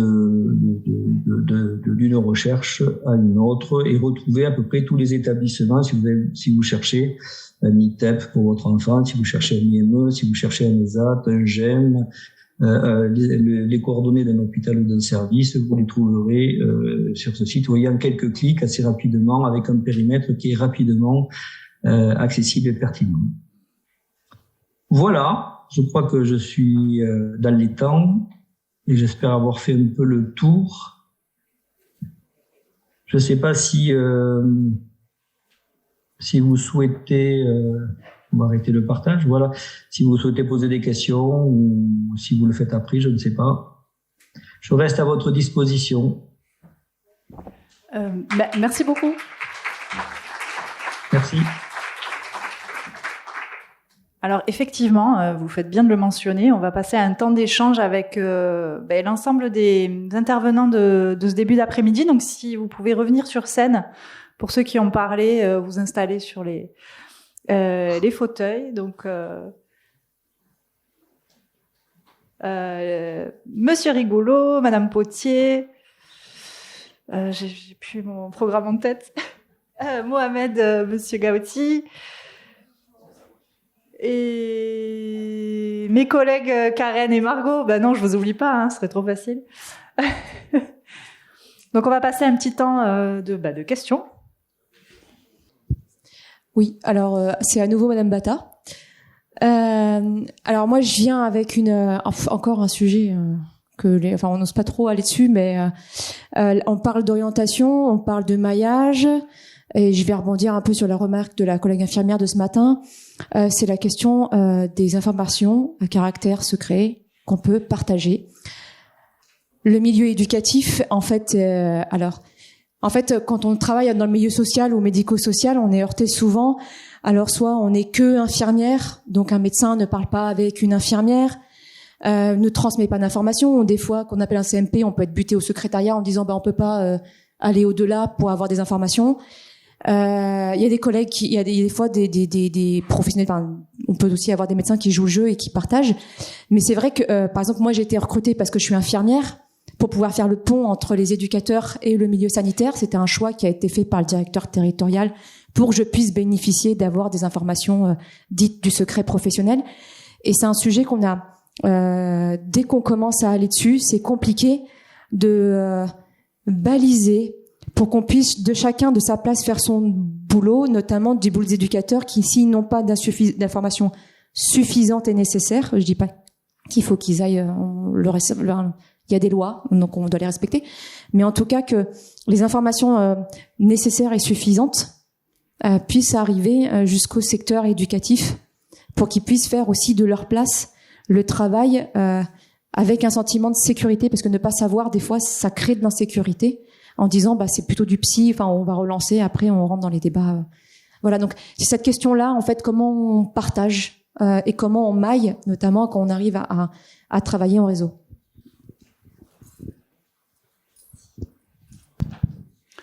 Alors, très modestement, de ma place, moi je dirais que le secret professionnel partagé, ça fait partie des trucs qui sont pas très bien connus, maîtrisés par tout le monde. Donc on a toujours beaucoup de flou, je trouve, dans l'exercice de ce moment-là de partage d'informations. Donc il y a, à mon avis, une nécessité à repréciser un peu des choses, peut-être à simplifier les textes aussi, et à faire en sorte que cette information soit bien connue, partagée, parce que je crois qu'on est d'autant plus en capacité d'interagir avec quelqu'un qu'on connaît son champ d'intervention, son cadre. Et donc, on sait aussi ce qu'on peut en attendre dans cette interaction-là. Et je montrais en généralité pour travailler cette question du réseau. Je crois que dans le travail de réseau, on a un saut qualitatif à faire qui consisterait à passer d'une posture à une autre. Souvent, le réseau, il est interpellé de ma place de professionnel, je vais y chercher de la ressource, j'ai besoin des autres. Et donc, je vais dans cet espace-là pour venir chercher de l'information. Et je crois qu'on a un saut qualitatif à faire si on arrive à sanctuariser ce temps de travail de réseau, à faire qu'il soit reconnu, qu'il devienne une pratique quotidienne, qui nous permettrait de passer d'une posture où je viens chercher quelque chose à une posture où je viens amener quelque chose. Et si on envisage le travail collectif comme un espace dans lequel non seulement on vient chercher des choses, mais on peut aussi être reconnu comme un contributeur pour venir éclairer quelque chose, on gagne un saut qualitatif et on peut se mettre à partager pas forcément une information précise clinique, mais on peut partager une préoccupation collective autour d'un adolescent. Et je crois que plus on active ce travail de réseau, plus on prend le temps de le reconnaître comme un travail, comme un temps de travail nécessaire, indispensable, et plus on va pouvoir évoluer dans cette pratique de travail de réseau pour passer d'une posture à l'autre. Non, moi, tout à fait. Je voulais juste ajouter qu'il y a aussi comment on travaille cette question-là avec les jeunes. De notre point de vue aussi, l'idée c'est de qu'est-ce qu'ils en disent de ça, c'est-à-dire est-ce qu'ils nous autorisent aussi à en parler avec qui, comment, enfin voilà. Je crois qu'il y a aussi tout ce travail-là à faire, et c'est dans ce travail en réseau qu'on fait tous ensemble, on voit bien que les pratiques elles sont différentes d'une structure à un autre, d'un fonctionnement à un autre, et c'est vrai que côté maison des ados, et moi je travaille aussi avec les points accueil écoute jeunes, on a cette limite qui fait que qu'est-ce que le jeune finalement nous autorise aussi à partager. et pourquoi finalement, qu'est-ce qu'on va partager. Et très souvent, quand on leur demande, c'est assez rare qui refusent. Hein. Mais est-ce qu'on leur a demandé? C'est pareil aussi pour les familles. Enfin, on n'a pas forcément besoin, nous. Enfin, on travaille pas avec un truc signé, etc. Mais c'est vraiment cette question-là, elle doit aussi être abordée avec le public qu'on accompagne. C'est-à-dire que quel enjeu il y a aussi avec eux dans ce transfert d'informations. Oui, moi juste pour compléter un petit peu par rapport, c'est toujours une question parce que, par exemple, j'ai parlé des réunions, mais j'ai pas précisé que parce que chaque déclic a sa nomination. Vous avez compris, c'est très protéiforme et lié au territoire. Donc nous, par exemple, sur Toulouse, on appelle ça des RCP, des réunions de concertation partenariale ou pluripartenariale. Et avec l'équipe technique médicale, le docteur Vigne vous en parlerait mieux puisqu'il était à l'origine. Ils ont été voir l'ordre des médecins. On revient à l'histoire de la confiance aussi. Et moi, vraiment, ce qui m'intéresse, c'est comment on passe du relais au relié. Comment est-ce qu'on réussit à être reliés les uns aux autres. C'est pas si simple dans le cadre juridique parce qu'effectivement, il existe des jurisprudences. Vraiment, mais en même temps, par rapport à ce qui a été dit à l'instant, il faut aussi permettre aux usagers, aux jeunes, de pouvoir en dire quelque chose. Et quand ils peuvent en dire quelque chose, c'est vraiment intéressant. Je pourrais passer l'après-midi à en parler par rapport aux jeunes et ce qu'ils peuvent en dire. Mais bon, on va voir pour d'autres questions. Je ne sais pas si... Madame Larry, je suis la collègue de Madame Batam sur la PJJ 6611. J'ai 2 petites questions. La première, vous avez évoqué tout à l'heure le fait que les jeunes qui sont inclus dans les réseaux ont environ eu 7 équipes qui sont intervenues auprès d'eux. Donc moi, je m'interrogeais sur la question des ruptures de parcours et comment, quelque part, on pourrait travailler une notion de coordination de parcours. Qui pourrait être le coordinateur d'un parcours de santé pour un jeune? Je crois que c'est ça. Enfin, je pense que là, on a vraiment une vraie question à se poser. Est-ce qu'on peut nommer des case managers? C'est une question. Et la deuxième question, vous parlez de dispositifs où il faut beaucoup aller vers. Et moi, je me posais la question des équipes mobiles. Je reviens d'un colloque à Ajaccio sur les équipes mobiles en psychiatrie. Je trouve que c'est une plus-value dans les territoires où on est en difficulté, sur des délais d'attente de consultation. Les équipes dans certains territoires, sur des unités d'hébergement, ont besoin d'un avis immédiat, ont parfois besoin d'être simplement rassurés sur la réponse qu'ils peuvent apporter aux jeunes et à leurs familles. Et vraiment là, moi, il me semble qu'il y a besoin de travailler cette mobilité de l'aller vers. Alors, merci pour votre question. Alors moi, vous avez compris, j'ai été sur une équipe mobile, même la première équipe mobile en pédopsychiatrie avec le docteur Jousselin. Je souscris tout à fait à ce que vous dites, si ce n'est que je mets un petit bémol après au faire être pompier, parce que on peut se retrouver dans des situations très très compliquées. Donc bon, il y aurait beaucoup à en dire aussi. Mais effectivement, plus il y aura d'équipes mobiles, plus ce sera intéressant et on revient à cette question d'être relié, en tout cas selon moi. Après, je ne sais pas trop comment l'exprimer, mais il y a l'idée sur le RAP 31 par exemple, on y pense beaucoup au case manager. On fait déjà beaucoup de fils rouges dans les déclics, mais effectivement, il y a toujours cette idée du case manager, mais il faut qu'on se l'approprie. Alors, on a été formés, le docteur Vigne et moi, vraiment au case manager, mais la façon dont on doit se l'approprier, les équipes, etc., il y a encore un pas à faire. Et il faut surtout avoir des espaces réflexifs comme on peut avoir aujourd'hui, et je remercie tout le monde pour ça, pour pouvoir en discuter, puis que ça arrive, parce que case manager, en fait, pour certains, c'est presque un gros mot. Avec d'autres personnes, pour en discuter, qu'est-ce que c'est qu'un case manager? Bon, voilà. Si je peux compléter, sur la question de la coordination de parcours, pour qu'il y ait coordination, il faut qu'il y ait parcours. Il n'y a pas toujours parcours. En MDA, on parle beaucoup d'une clinique du dessaisissement, c'est-à-dire c'est des ados qui viennent, qui disent s'appeler Kevin alors qu'ils s'appellent Jean-Paul, qui viennent déposer des choses très compliquées puis qui s'en vont. Et parfois on les revoit pas, donc l'équipe reste avec ça, c'est très compliqué. Et pourtant c'est un quotidien, donc il faut apprendre aussi à cette forme d'impuissance qui est la nôtre, mais quand même qui permet à un adolescent, une fois qu'il a testé la capacité de l'équipe à résister à cette première étape, dans ce sas d'apprivoisement, il peut revenir 15 jours après, etc. Donc ça, on a décidé de sanctuariser ça. Simplement pour dire, je crois que la coordination de parcours, elle se pose en fonction d'un niveau de gradation de complexité. On peut très bien avoir un adolescent qui est repéré par une infirmière scolaire, et l'infirmière scolaire endosse cette responsabilité-là de dire c'est moi que tu es venu voir, je t'oriente vers, et je m'assure, c'est un peu ce qu'on entendait tout à l'heure, je m'assure que quelque chose est mis en place, que quelque chose est suivi. En fonction du niveau de complexité du parcours, on peut avoir des professionnels qui ensuite se passent le relais. En MDA, on peut coordonner des parcours de plus en plus complexes, multi-partenariaux, multi-institutionnels. En déclic, on peut coordonner des parcours d'adolescents complexes pour lesquels il y a une complexité qui est liée à un épuisement des équipes professionnelles qui sont en charge de cet adolescent-là. Donc je crois que tout dépend du niveau de gradation de la complexité dont on parle, mais chaque professionnel, je crois, qui repère et qui oriente, doit pouvoir se mettre en situation assez naturelle d'être en vigilance.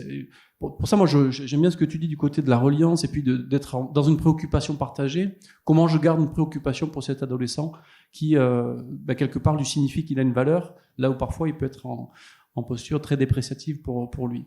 Et puis sur l'autre question qui était autour de, j'ai oublié, la mobilité, l'aller vers. Donc ça, c'est vraiment des défis qui nous attendent sur les MDA, parce qu'on est dans cette vocation départementale. Et on voit bien on a fait beaucoup des choix assez faciles. En MDA, on est allé s'implanter sur des territoires où on avait réussi à construire un petit réseau de partenaires, etc. Il y a des territoires où on est encore très très mauvais. Je pense au secteur des banlieues, par exemple. On voit très peu de gamins des cités dans les maisons des adolescents. Il y a d'autres barrières. Il y a la mobilité physique, il y a la mobilité psychique, il y a la question de la culture du soin, qui sont pour nous encore des frontières difficiles à dépasser. Et ça fait vraiment partie des enjeux à construire pour demain en lien avec la politique de la ville, etc.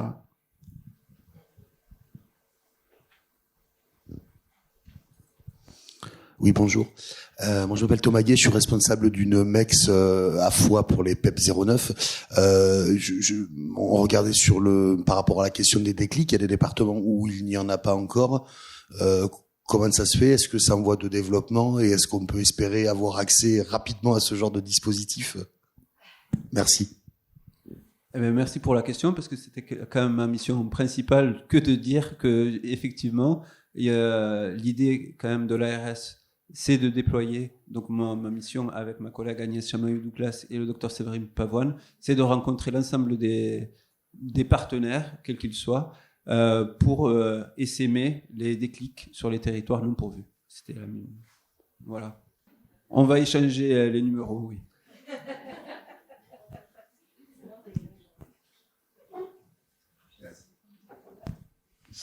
Bonjour, moi je suis Christine Ferrand, je travaille à l'INSERM à Toulouse. J'avais juste une remarque sur un référent qui suivrait le parcours de soins de l'adolescent. Je pense que c'est aussi l'adolescent qui, quelque part, va choisir, même si dans un cas que je connais, c'était plutôt une pédopsychiatre. Et ce qui est important, effectivement, c'est de pas lâcher l'adolescent. Ça aussi, c'est une expérience d'une psychologue, justement, parce que ça a commencé à être des troubles plus graves, des troubles psychotiques ou je sais plus la définition exacte des psychiatres, mais voilà, des angoisses un peu de type psychotique. Voilà, je crois que c'est ça. Et la psychologue finalement qui a passé le relais, mais voilà, c'est des figures en fait que l'adolescent va choisir. Hein. Certains vont lui plaire, d'autres pas. Ça, c'est assez personnel. Après, j'avais une autre remarque parce que on n'a pas parlé de ces adolescents qui vont très mal et qui refusent tout soin. Je sais qu'il en existe et il me semble que les garçons sont plus concernés par. Enfin, que les filles, disons, sont plus observantes. Donc, je voulais savoir s'il y avait des données là-dessus sur des adolescents parce que moi je suis aussi une maman qui a été confrontée à ce problème, mais c'est ma fille et franchement jamais je m'étais dit que en fait ma fille a jamais refusé les soins et ça c'était déjà énorme. Donc voilà, on n'a pas parlé de ce sujet-là. Et dernière question que j'aurais, excusez-moi de monopoliser la parole, on parle de maillage. J'ai aussi été confrontée au juge des enfants, et ce qui a été assez perturbant, et pour l'adolescent, et pour les parents, et pour les proches, c'est que finalement la décision du juge des enfants, alors souvent le juge, c'est pas toujours le même qu'on revoit, la décision se fait souvent en 1 heure en fait, hein, et finalement la décision allait à l'encontre de ce que préconisaient les soignants, la pédopsychiatre, la psychologue qui suivait ma fille en l'occurrence. Donc comment se fait ce maillage en fait au-delà avec notamment le juge des enfants? Merci. J'ai pas de réponse toute faite, mais évidemment, alors il y a plusieurs questions et elles sont pas si simples qu'il y paraît. Évidemment, concernant le juge, j'ai été souvent, lorsque j'étais en équipe mobile, à rencontrer et à être des fois avec le juge, les parents, l'ado et le référent ASE et Mohamed, tu es du soin, tu vas prendre le jeune juste après avec toi et puis tu vas l'amener vers le soin, non, ça va se régler comme ça l'histoire. Mais en fait, ce sont des jeunes souvent qui se comportent en fonction des lieux de manière différente. Donc moi là, je suis pas pour dédouaner la décision souveraine de justice, c'est comme ça qu'on dit, ça leur appartient, mais ils ont quelque chose qui est pas simple. Ils sont à la fois instructeurs, ils sont à la fois décideurs, ils sont sur le pénal et la protection. C'est une fonction bien difficile et bon, voilà, comme je vous dis, c'est pas pour les dédouaner, mais ils essaient d'avoir un maximum d'informations. Et là, par exemple, sur nos RCP, nos réunions de concertation partenariale, les magistrats demandent à avoir nos comptes rendus. Ce sont des comptes rendus médicaux qui sont faits, en tout cas pour le RAP, et pour les aider à la décision. Ils ont besoin de beaucoup d'aide à la décision.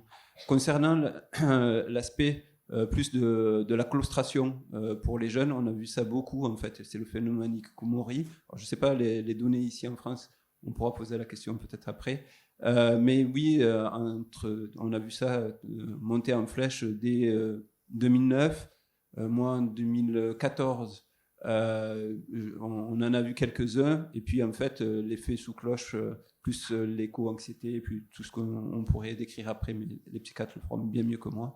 On a vu monter ça en flèche effectivement, avec des parents qui sont à bout, et donc si j'ai un message aussi à faire passer, c'est d'aider les parents quand même, l'aide à la parentalité, parce que je travaillais en même temps sur l'aide à la parentalité, sur comment reconnaître les compétences et les difficultés de leurs enfants pour pouvoir les réamener vers le soin, parce que c'est pas si simple qu'il y paraît. Et j'ai une anecdote où un jour un papa m'a dit là, si vous venez pas, je mets mon fils dans le coffre et je l'amène aux urgences. Donc voilà, on en arrive à des choses quand même comme ça.